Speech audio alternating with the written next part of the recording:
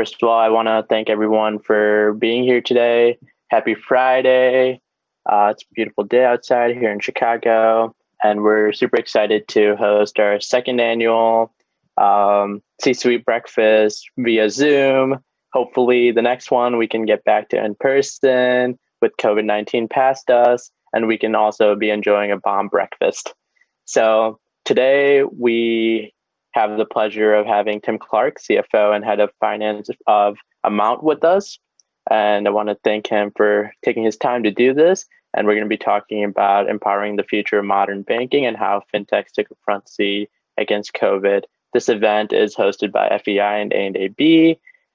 If you don't know what A&AB is the Analyst Associate Board of FEI Chicago. It is a young professionals initiative put on by FEI to really bridge the gap between financial professionals and young finance and accounting professionals by putting on events like this, social events, offering mentorship, scholarships to college students, and really promoting and fostering that relationship and connections between the two groups. So if you're interested, please do follow us on LinkedIn, Facebook, and Twitter, and stay tuned for more events. And if you want to learn more information, I'm going to send a follow-up email after this event. Make sure you feel free to reach out to any of the board members or advisors, and we're happy to talk more about the organization. So a little bit about Tim. Tim is actually the head of finance and corporate development at Mount, a leading technology platform for financial institutions and banking solutions. From 2017 to 2019, Tim was the director of business development and helped lead the split between Mount and Avant. Before joining Avant, Tim actually spent his career on Wall Street as an investment banker with BMO Capital and Robert Baird. And Tim has his bachelor's degree in finance from Notre Dame and is a CFA charter holder. And I'll hand it off to Tim to take it from here.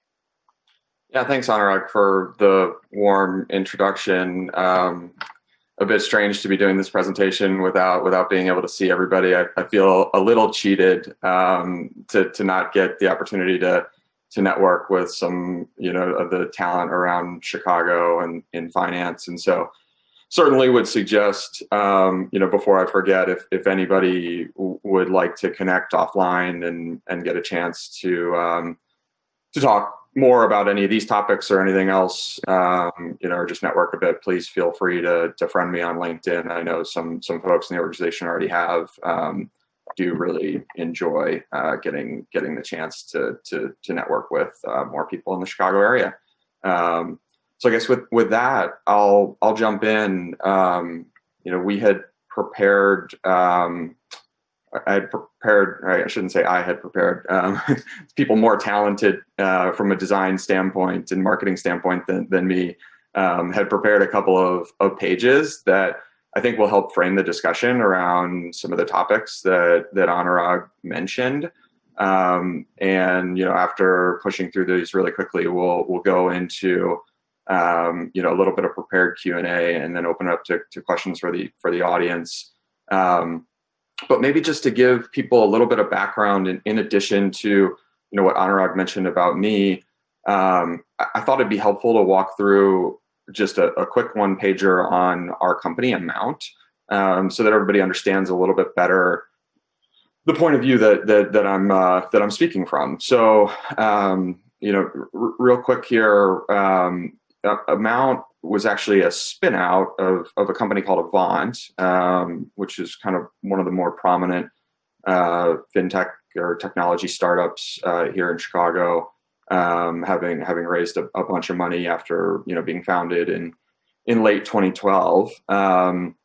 In sort of Avant's a couple of years into Avant's journey, and Avant, for those who don't know it, was a business founded to really provide banking and credit products to middle-class consumers that had largely been left behind by the banks after the last financial crisis. And the reason they'd been left behind by the banks is because folks with kind of near prime or subprime credit scores were carried a much higher capital charge for banks. So it made it the government effectively regulated banks out of lending to people with an average FICO of 650.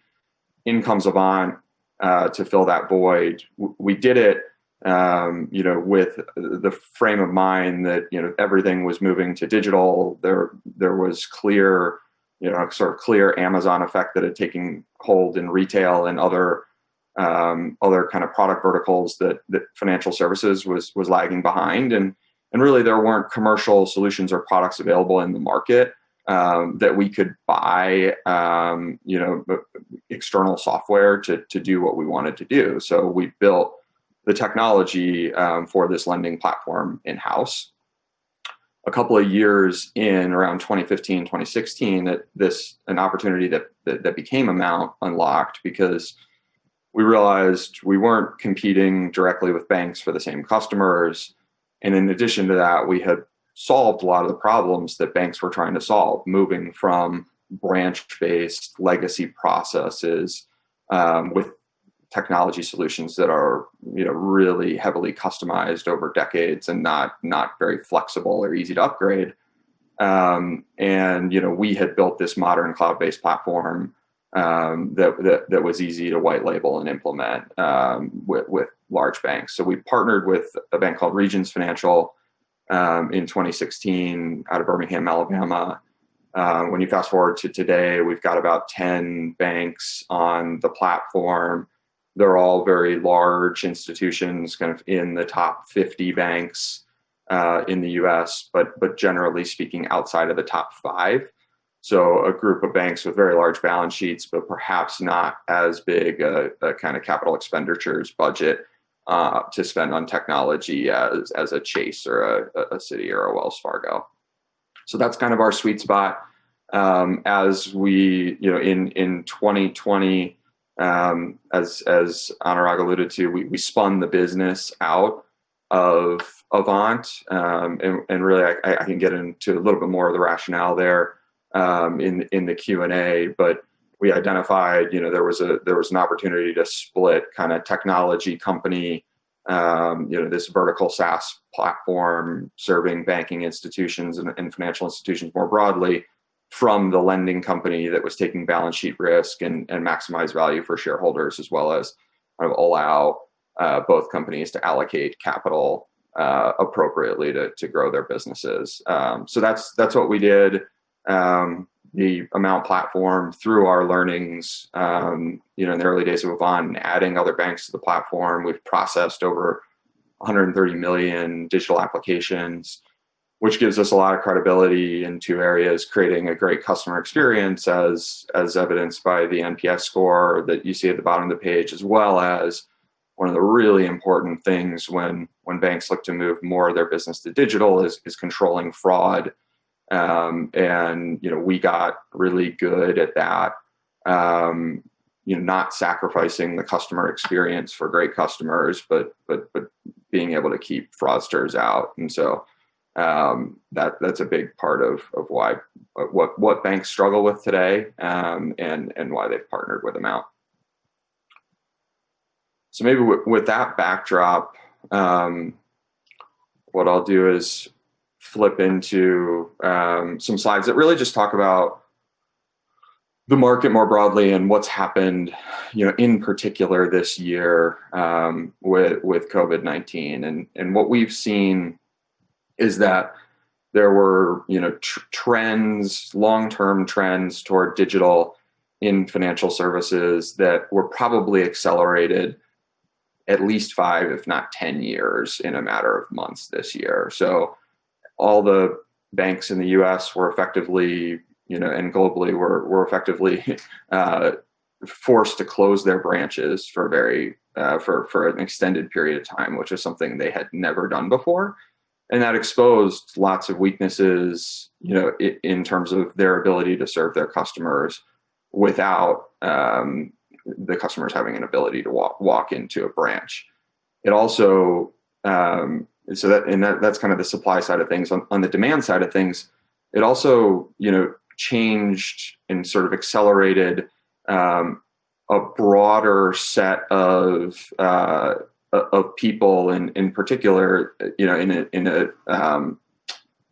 older people getting more comfortable in using more technology to do things in their day-to-day life digitally, and banking was no exception to that. So countless stories of people in parents' generation, that sort of thing, for the first time logging into their Chase mobile app or doing a remote check deposit, or things that many people in the younger generation kind of were demanding out of their banks, but that was still a very small constituent within the overall customer base.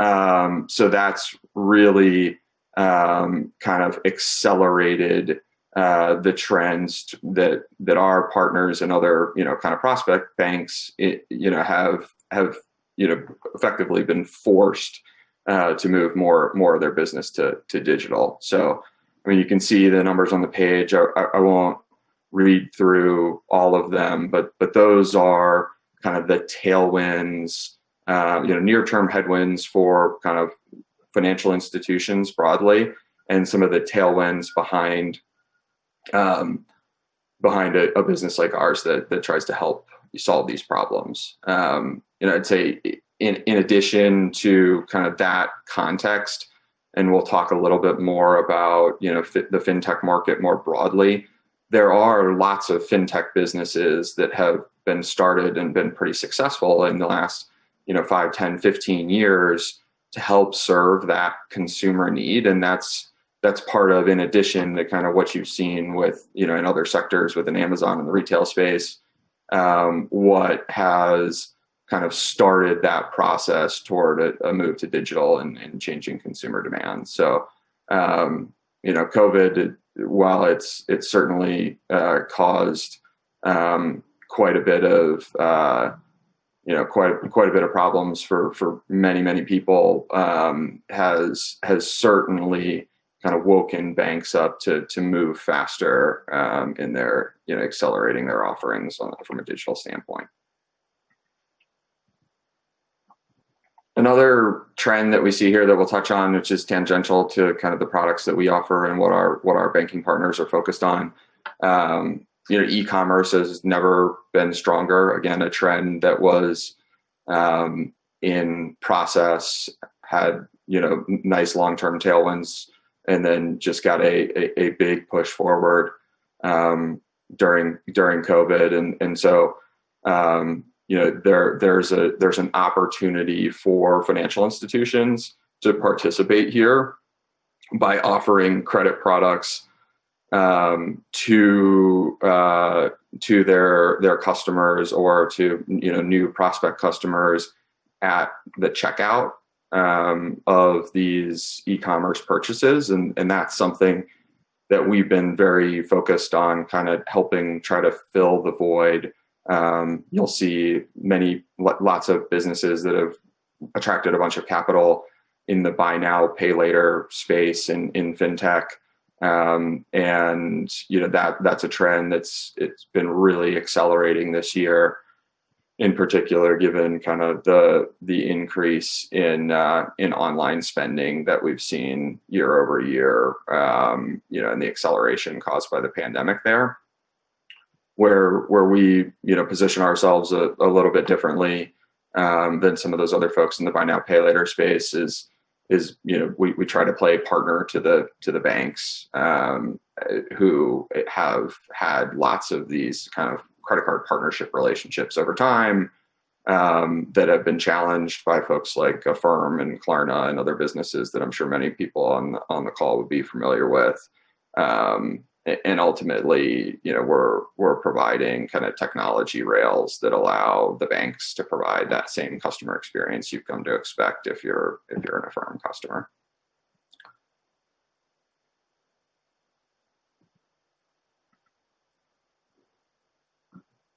So this page is just a little bit more in terms of kind of what we're seeing in the buy now, pay later space.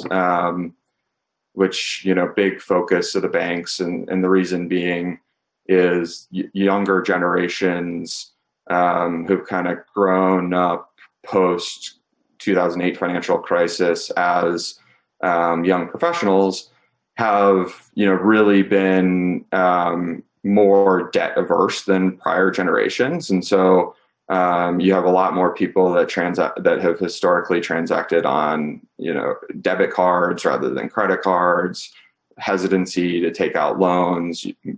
Very, few people in this generation relative to prior generations are homeowners. And so you have a population of people who, don't have and don't desire kind of the same access to capital via access to credit via a card. And, what they have gotten comfortable with is kind of an installment loan that's paid at the same increments as their subscription. And this is really something that was popularized by the cell phone market. But we've seen it expand more broadly into kind of any sizable purchase.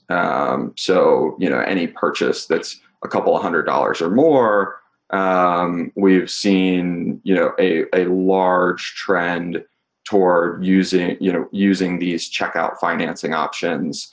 And that's certainly something that's only accelerated in the midst of COVID, as banks have been pulling back from lots of areas, from a credit standpoint, a desire to underwrite new risk given the uncertainty of the global economy.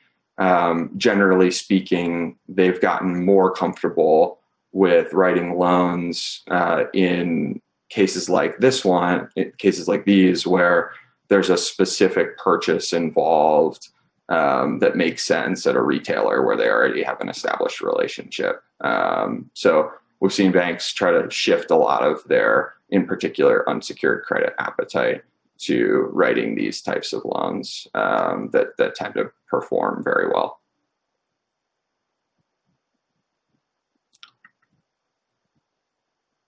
So the last slide we kind of had prepared here just talks a little bit about some of the struggles that we see in kind of traditional banking or the financial institutions that we have a chance to go in and pitch and partner with. And this, the right side of the page kind of neatly presents sort of what Amount is doing differently. And there are others in the market, certainly chasing this opportunity as well. But, historically, I mentioned, that banks outside of the top five, struggle to have the technology CapEx budget, that top five banks do. In addition to that, sort of regardless of whether, what the size of the bank is, what we've seen is when they're building things internally, it takes longer than if they partner with somebody that churns out these implementations in a much faster time frame. So typically, when a bank makes a decision to try to move a business line to digital, it might take them years to get there. Whereas if they partner, they can accelerate that timeline down to a couple of months. In addition to that, their own internal struggles, I think we already touched on. Really, the customer demands have changed pretty dramatically. So, most banks, or a lot of banks, still require customers to come into a branch, or did pre-pandemic, to open new accounts. And that's typically a pretty manual and tedious process. What we believe is kind of the way things are headed, or we can definitely see the way things are headed is toward fully seamless digital experiences. The way you interact with your bank should feel the same way you feel when you're interacting with Amazon. we already discussed the fraud losses piece. That's just something that banks have a huge advantage versus others in the market with their cost of capital in terms of the way they might look to lend, but they need to make sure that they do it in a manner that doesn't subject them to fraud losses, and they're not used to the digital only kind of experience where they don't get a chance to look a customer in the eyes, and that certainly creates a lot of risk for them. But there's a lot of sophisticated tools that can be used in the market today to help mitigate those risks. And then lastly, and this is kind of a lot of times a throwaway comment, but it's really something that we've seen be super powerful. Most banks don't operate on the cloud today, and that is in part a security concern for them. A lot of banks haven't gotten comfortable or have been getting more comfortable with kind of the cybersecurity aspects of operating in the cloud over the last few years. But it's by far the largest industry where most of the technology solutions are hosted on premise, and what that leads to is just a very inflexible environment for them to continue to upgrade their platform. So, folks that partner with us can get, upgrades to their platform multiple times a day as we're releasing new features. Whereas, trying to make those changes in an on-prem kind of environment occurs over periods of months and ends up over time just putting you further and further behind kind of customer expectations with limited ability to move things forward. So, that we're kind of at the beginning of the journey here in terms of cloud adoption with large financial institutions, but it's certainly a trend that will create a lot of opportunity in fintech and technology more broadly as these large potential customers get more and more comfortable. I think that's kind of the gist of what we had prepared on the slides. I think maybe Anurag, if we want to move forward to the kind of prepared Q&A and absolutely. Yeah, thanks for presenting all that, Tim. I know that was very fascinating for me to listen to, and I'm sure our audience feel the same way. So something that we do have prepared here is we kind of wanted to get your thoughts on okay, so how does the Chicago fintech market look like, and how do we differentiate from others such as the Valley? And is there a specific industry or specification that you feel like the Chicago market is good at? Yeah, it's a really interesting question. It actually reminds me of a conversation I had with, I'll call it an unnamed kind of VC and growth equity investor late last year before, when in-person meetings were still happening.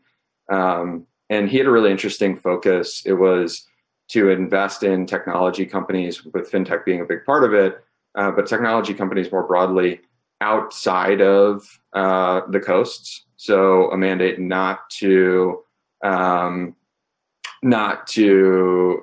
invest in companies in the Bay Area, New York, et cetera. And his thesis there was really, really an interesting one.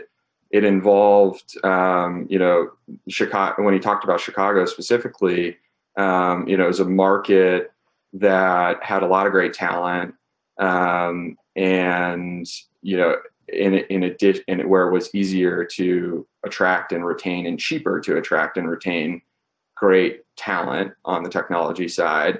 But it was just less competitive from a financing standpoint, given kind of the traditional VCs and growth equity investors are mostly located in San Francisco, or New York.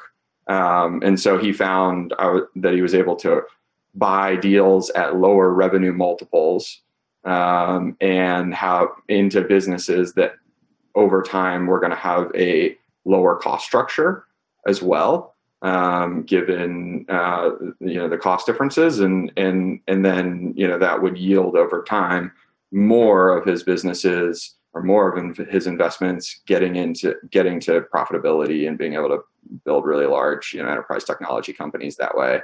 So I thought that was pretty interesting, and it's similar to my experience in Chicago FinTech, having worked at Avant and now A Mount. We've been able to attract great teams, retain them over time, and Avant, we were able to get to profitability faster than peers, and A Mount, we're down the same path. I think that's just a really interesting kind of backdrop I thought I'd share with the group. In addition to that, and more kind of sector focused within FinTech, I think, certainly things touching banks and banking and lending is an area where there's some expertise. I already talked about Avant and The Mount, but there are plenty of other businesses that are either offering better solutions to consumers or trying to sell those types of solutions to large financial institutions the way A Mount does. In addition, I think certainly given kind of the trading history within Chicago's DNA, there are some really interesting. There's an interesting concentration within kind of capital markets and kind of trading software.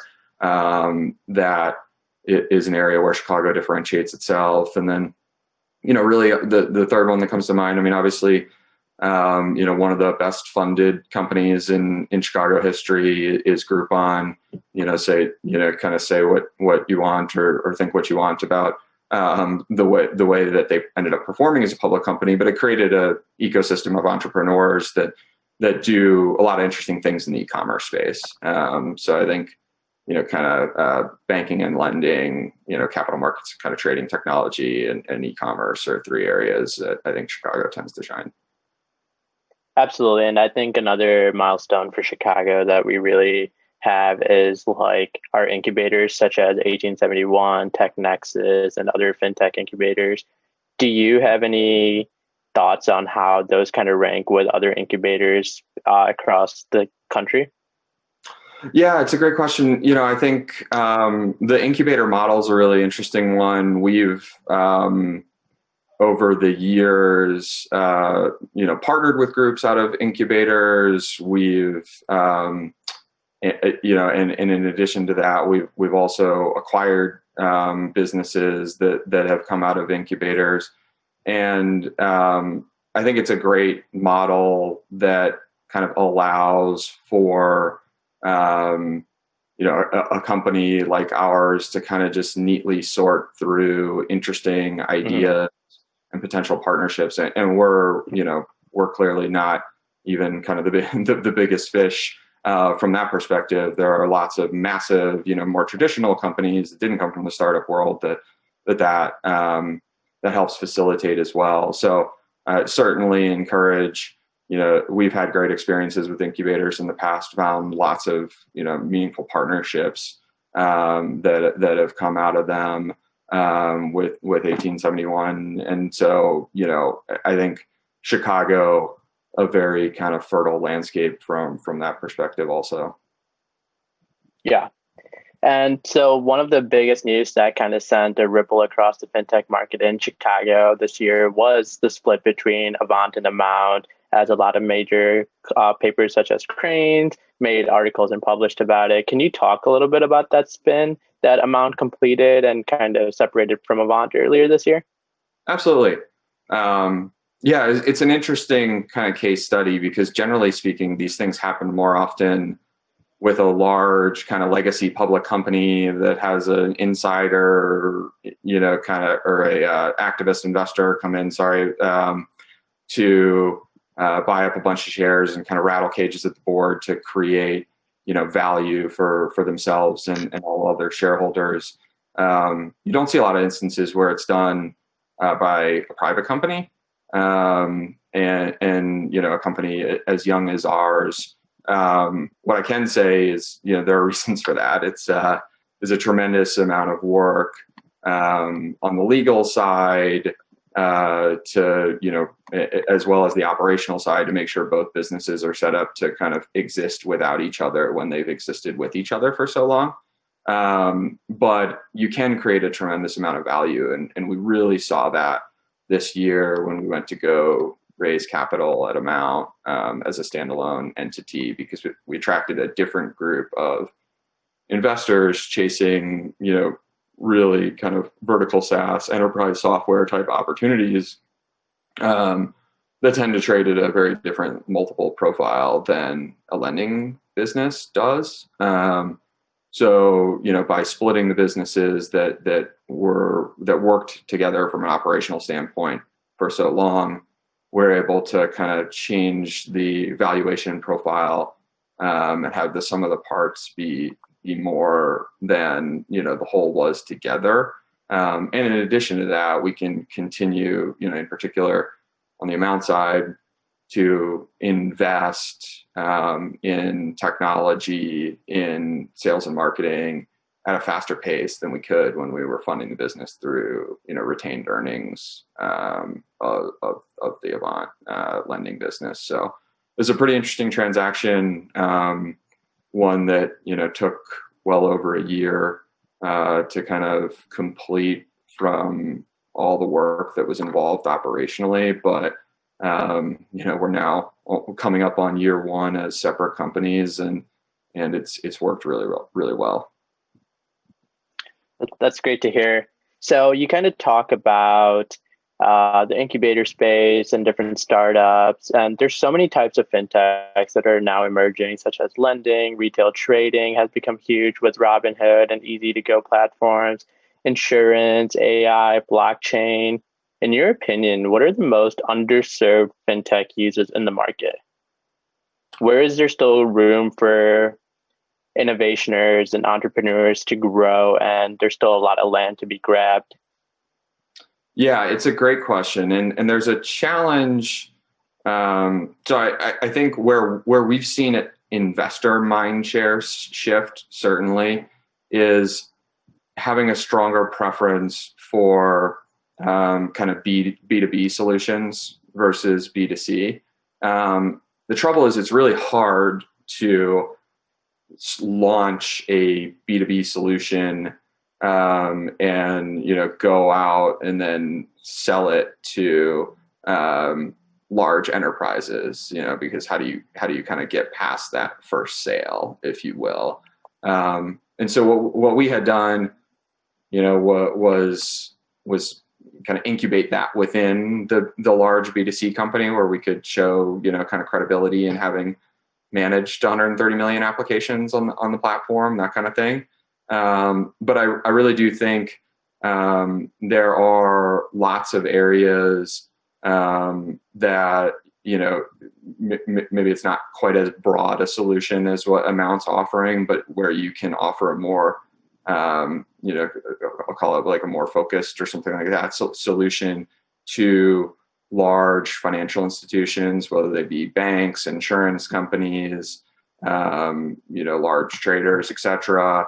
And even companies outside of banking, like you're seeing lots of innovation in like making operational finance easier with bill pay solutions and other solutions like that. But I think where we've seen investors really want to focus is in that space where you're proving out sales in what's called a vertical SaaS solution. So vertical meaning focused on one particular vertical as opposed to a broad set of companies. And I think if you can prove out the ability to sell that product over and over and show clients using the product more frequently year over year, the multiples on those businesses have been really strong. Absolutely. And so you spent some time talking about a lot of the tailwinds, and our audience is actually wondering about one specific headwind in particular, and that is regulatory environment.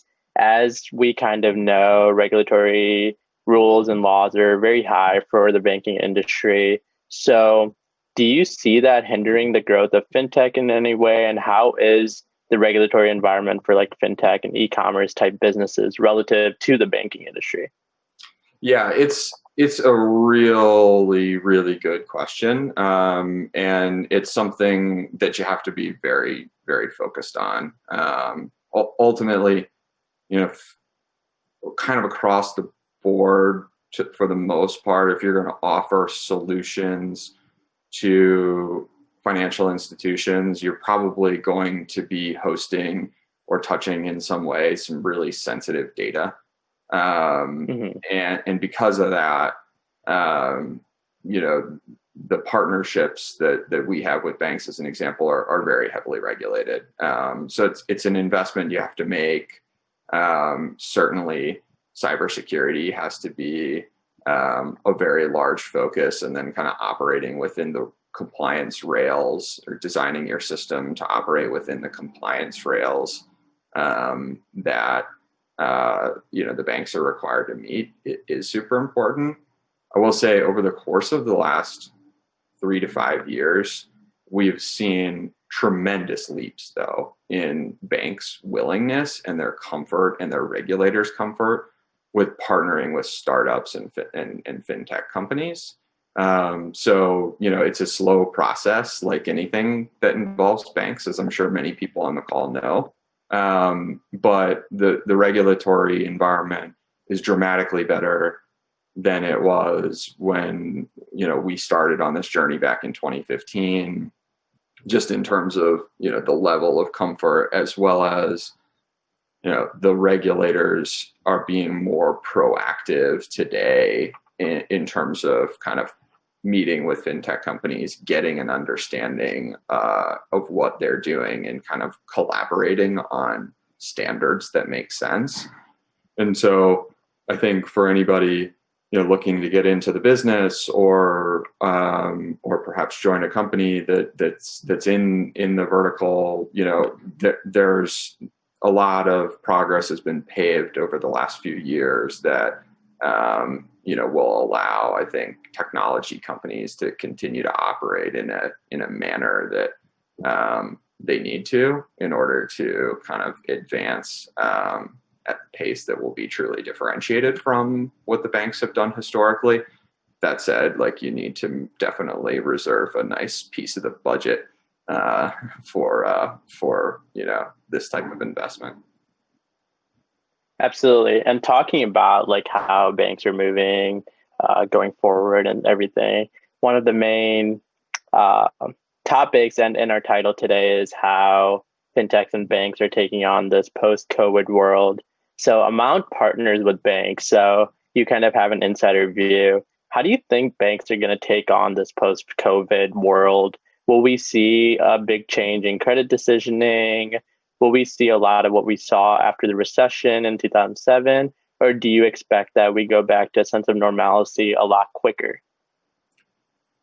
I think it's going to be the latter. What we've seen is our partners, and I think there were maybe some questions popping up in the chat about kind of credit appetite and performance. I think what we've seen in large part is that, banks have been conservative in the midst of COVID because, why wouldn't you be? And most of the liquidity into the market has been pumped by government stimulus over the past couple of quarters anyway. However, the performance of existing books of business has held up really well. Part of that driven by the stimulus, part of it driven by just, I think, bank balance sheets, but also individual consumer balance sheets came into this event way more solvent than they did back in 2008. And so what we've seen in large part is that, performance has held up nicely. I think the banks are, all sort of looking around, waiting for people to get back to work, for the potential of a vaccine, before they go in and, dive fully back into growth mode. But they are making investments on the technology side to help prepare them, for that time at a pace that tells you they think it's going to be sooner rather than later. Absolutely. And that makes complete sense. And on the flip side of that, we've seen so much of the tech space already go work from home indefinitely. The business side is one thing for banks and companies, driving revenue and profits, but the other side is the work culture and keeping their employees happy and comfortable. How do you see financial institutions adapting to this work style of work from home? And how can they continue to create a sense of collaboration and inclusiveness? Yeah, it's really fascinating. And I think back a little bit to my time when I was helping kind of sell the product from a business development standpoint, and we would try to do a virtual meeting with banks, and their firewalls would throw up all over a Zoom link or a Google Meet or anything like that. They'd have to send out their specific like WebEx link that would work half the time. It's really amazing when we have those meetings now, how much I've actually seen them adopt things like Zoom. We've seen some of our partners actually adopt Slack, and we're communicating that with them, in that manner, in particular around things like implementations. So I think, we've seen every business get challenged in terms of how do you adapt to work from home. And I think now more than ever, both tools that help banks and other financial institutions operate internally, as well as serve their customers externally, are really paramount and are being adopted at a faster pace than they ever have been. So I think banks are treating it the same way we are, which is see each other's faces all day long through Zoom and communicate, sort of endlessly on Slack. It's kind of a weird thing. The pandemic, while everybody's working from home, I feel like has kind of blended the work-life balance to be somewhat non-existent at times. But I think people are learning to communicate in a more modern way, and I think we have seen the banks somewhat surprisingly get there much faster than I ever would have expected. Absolutely. And seeing this big growth and transformation, are you guys having trouble keeping talented employees? How is the demand for the job market in the fintech space, the banking space?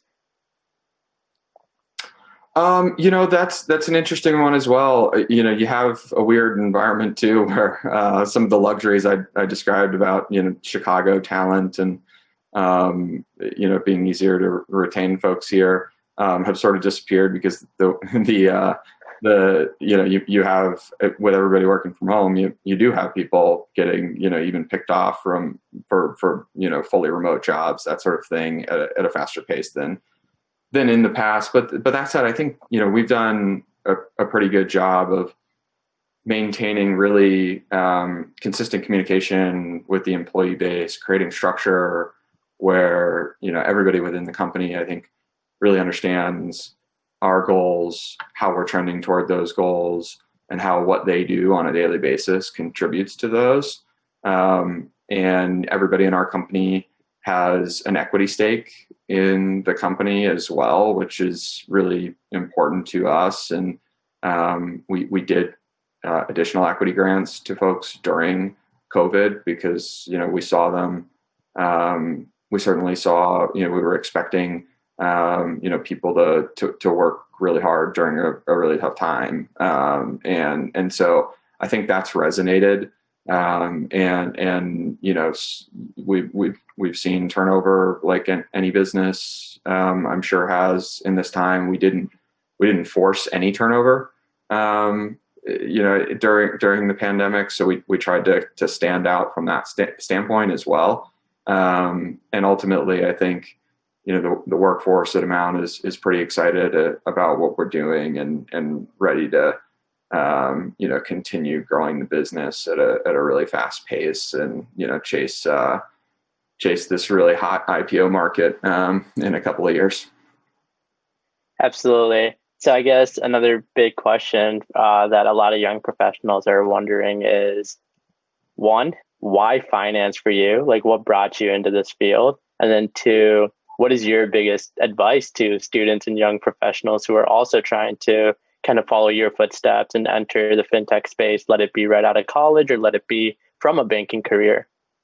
Yeah, absolutely. So, from a why finance standpoint, I'm sure a similar answer to a lot of people on the phone, it's kind of growing up tended to be a little bit more focused on math and always kind of found that to be, a fairly interesting subject, which sort of translates nicely into the finance business later on in life. I started my career in investment banking out of school. I actually enjoyed, getting the opportunity to work long hours on what I perceived at the time to be really big, cool deals. And so that kind of got me hooked. And then, ultimately a couple of years into that, when I decided I didn't necessarily want to be an investment banker for the rest of my life, I thought about,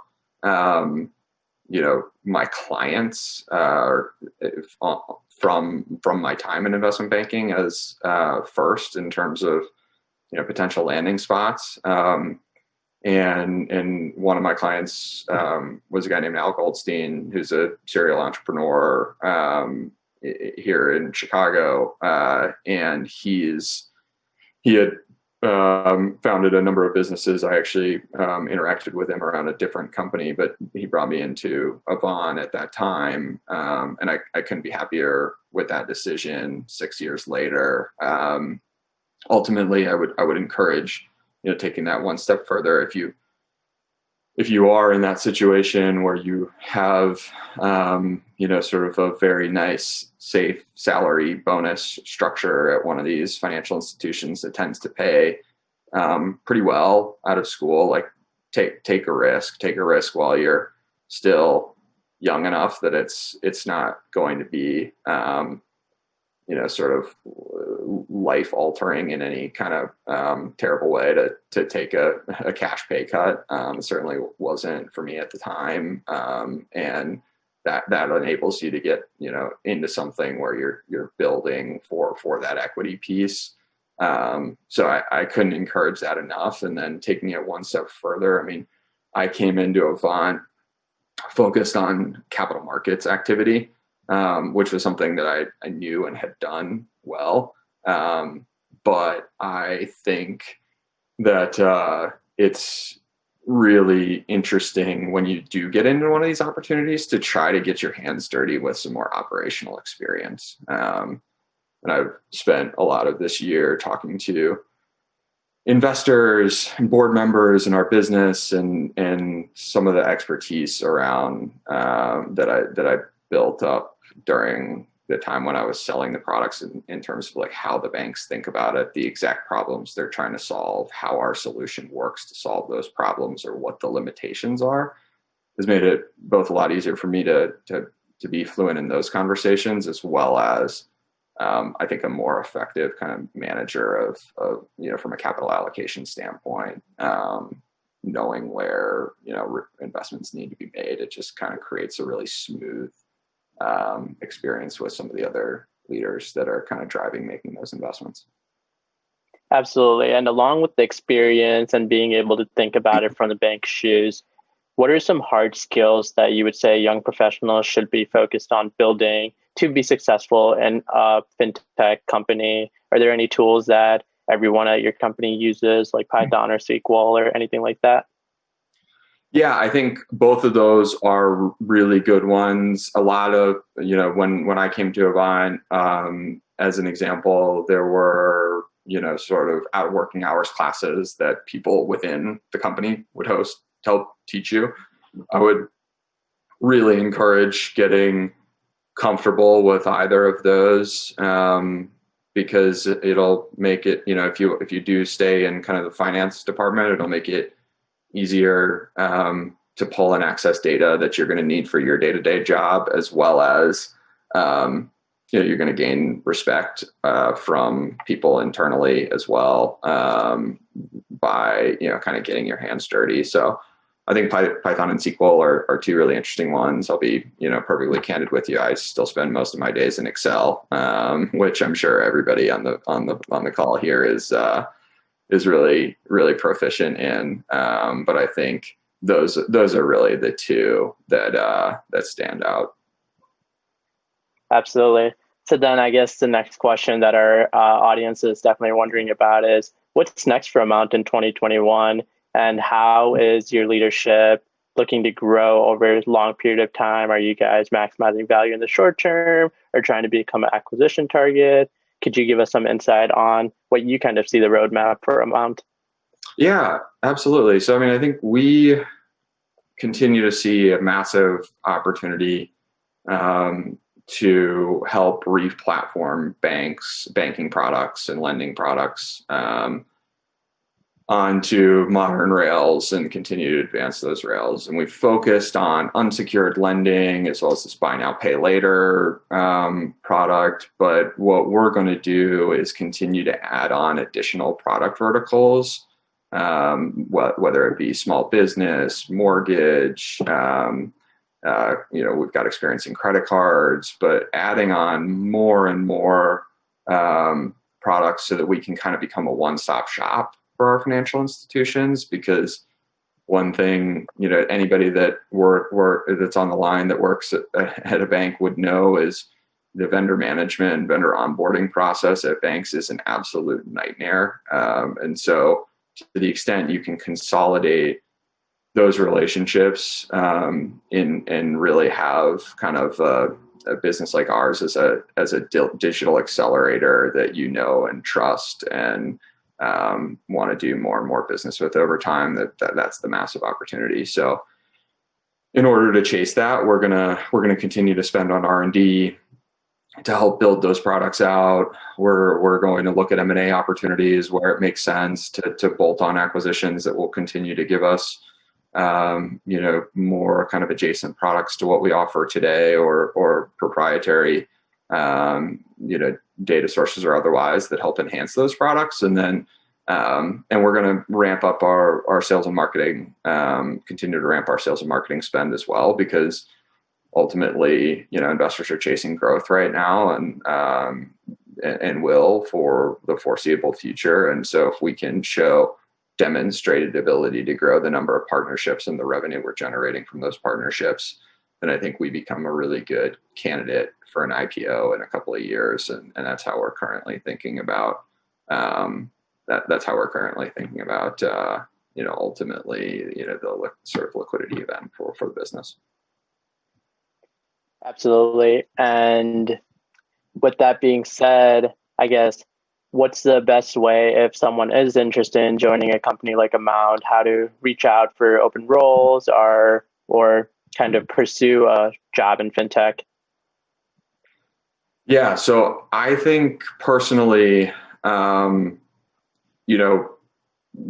people that are working within these types of startup environments are moving at a very fast pace. They're very busy. There's not necessarily as they don't necessarily get as involved really regularly in the recruiting process as maybe you would expect at like a more traditional institution. And so I think it's really important to try to reach out to people, use your network to identify somebody within the company that you can have a conversation with, to learn more about that company, really give you a perspective on whether it's an opportunity you really want to chase, but also to, just show you're really hungry, because like, that's what helps.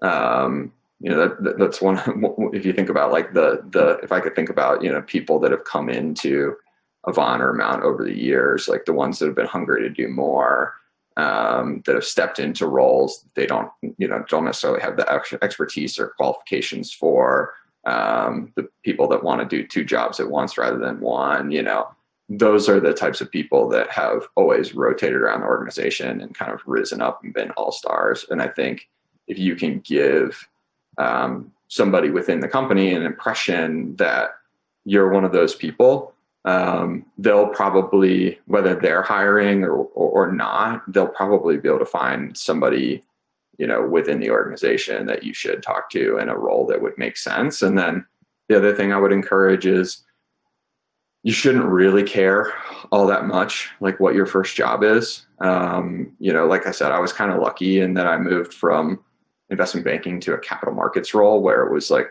pretty easy to jump in. But ultimately, like a startup environment is all about just solving problems for the first time. And so, if you're willing to work hard and you're smart and there's sort of no job that you can't do, especially if you're willing to like learn additional tools and things like that. So don't worry about, where you start, try to rotate around, get to know people within the company. And, I think that attitude of like reaching out to people and interacting, goes beyond just the getting in. It's also super important once you're in order to kind of build your network and really have people notice you and see what you're doing.